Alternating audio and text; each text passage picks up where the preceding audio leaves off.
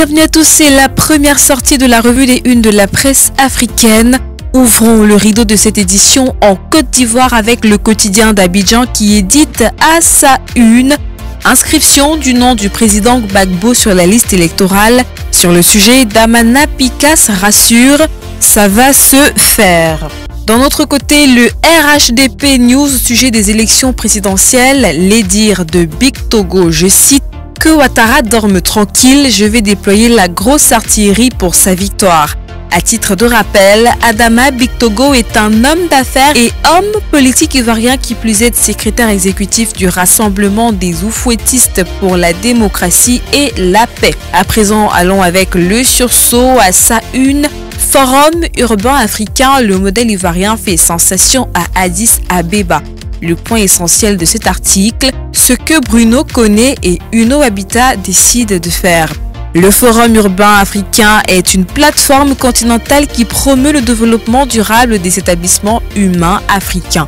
Et le dit forum a été créé par la Commission de l'Union africaine et ses États membres en 2022 en réponse à la prise de conscience de l'urbanisation rapide en Afrique, de ses opportunités et de ses défis et surtout à la nécessité de créer un forum à l'échelle continentale pour soutenir une approche inclusive et holistique visant à libérer le potentiel de son urbanisation.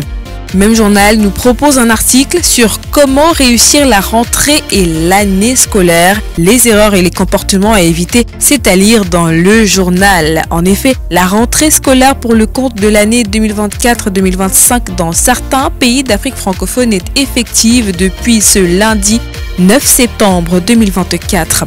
Allons à présent au Cameroun. Le quotidien d'information générale Cameroun Tribune édite à sa une Paul Biya à Beijing, rendez-vous d'affaires. Le journal nous informe qu'en plus de sa participation au forum sur la coopération sino-africaine, le président Paul Biya a reçu 5 grands patrons d'entreprises de l'Empire du Milieu. L'objectif était de faire le point d'investissement en cours au Cameroun ainsi que les nouvelles opportunités, notamment dans le domaine des infrastructures. C'est à lire en pages 2 et 7 du quotidien.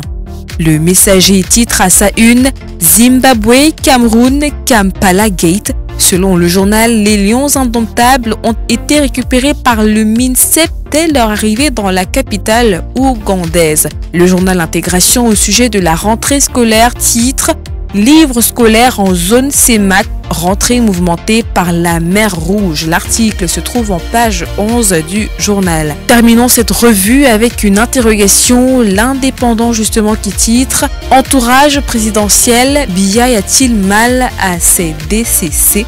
Je vous propose de lire cet article croustillant en pages 5 et 8 du journal. Mesdames, Messieurs, c'est ici que nous mettons un terme à cette édition de la revue des unes de la presse africaine sur Global LTV. Rendez-vous demain pour une autre édition de la revue des unes.